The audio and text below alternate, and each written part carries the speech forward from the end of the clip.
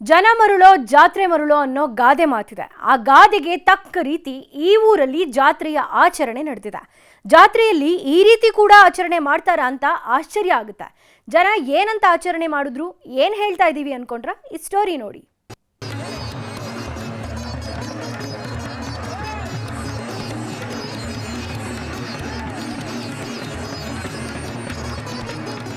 ದೇವ್ರು ಅಂದ್ರೆ ಜನ ಭಕ್ತಿ ಭಾವದಿಂದ ನಮಿಸ್ತಾರೆ.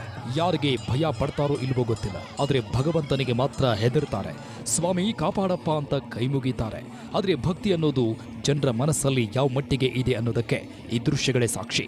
ಓಬಳೇಶ್ವರ ಜಾತ್ರೆ ವಿಶಿಷ್ಟ ಆಚರಣೆ ಕಂಡು ಮೂಕ ವಿಸ್ಮಿತರಾಗಿದ್ದಾರೆ.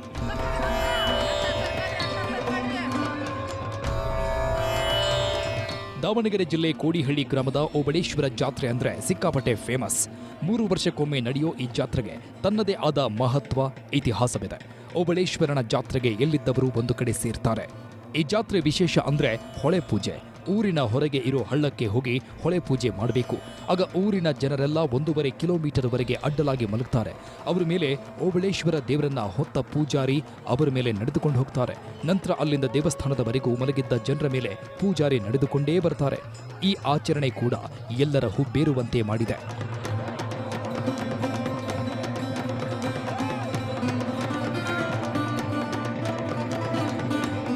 ದೇವರು ಒಳೆ ಪೂಜೆ ಅಂತ ಹೋಗುತ್ತೆ.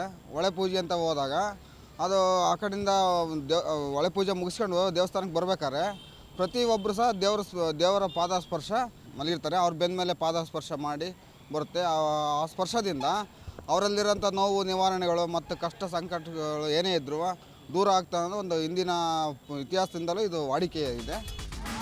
ಅಡ್ಡಲಾಗಿ ಮಲಗಿದವರ ಮೇಲೆ ಓಬಳೇಶ್ವರನನ್ನ ಹೊತ್ತ ಪೂಜಾರಿ ನಡ್ಕೊಂಡು ಹೋದ್ರೆ ಒಳ್ಳೆಯದಾಗುತ್ತಂತೆ.